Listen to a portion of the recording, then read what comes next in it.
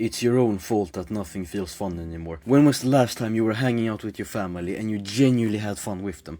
Sadly, for most people, they can't remember the last time. For many, life just doesn't hit the same. But that's not the end of the story, because I realized the problem is not that we live boring lives. It's actually a lot simpler than you think. And it has to do with us being constantly stimulated. TikTok, Insta, and if you're a real degenerate, the hub. Think about this for a second. Like, I'm genuinely not trying to be rude here, and I'm not trying to offend you here, but when was the last time your room did not smell like rotten fish? And you actually cleaned it instead of being on fucking TikTok, Valorant, CSGO, or whatever. So, is it really a surprise that you feel unhappy? But the thing is that my opinion is really different from everybody else's, and some may not agree with what I'm about to say, but you and me both can't blame ourselves for being addicted to these platforms, because there are thousands of geeks making these platforms as addictive as possible. However, even if these platforms are addicting, we can always break the addiction, and I have experienced this myself, and it's gonna sound like I'm exaggerating right now, but if you don't get this under control, it will leave your life miserable.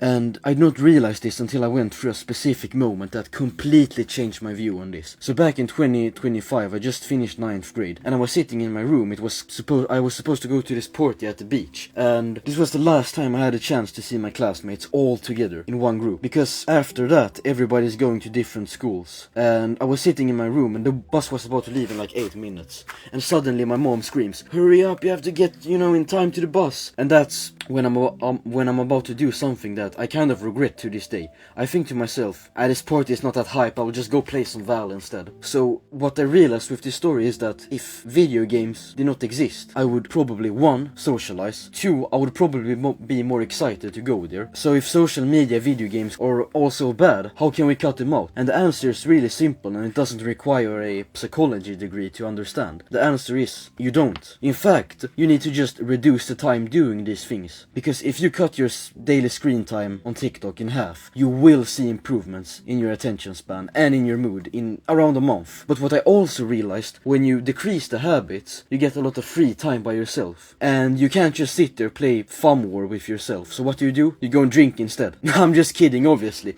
But you go outside and you explore the world and you try new things. However, there is something that most people don't realize, and it causes many people to give up before they ever see the benefits. Because you might experience intense anxiety like I did at the time, and it might feel extremely boring. However, that feeling is only temporary, and it will go away after you stick with it for a while. And the thing is that, yes, it feels hard right now, but just imagine yourself in 10 years. Think about what you're going to look back at the most. You playing League of Legends, or you learning a sick skill that can make you sick amounts of money, or hanging out with your friends doing some of the most diabolical shit.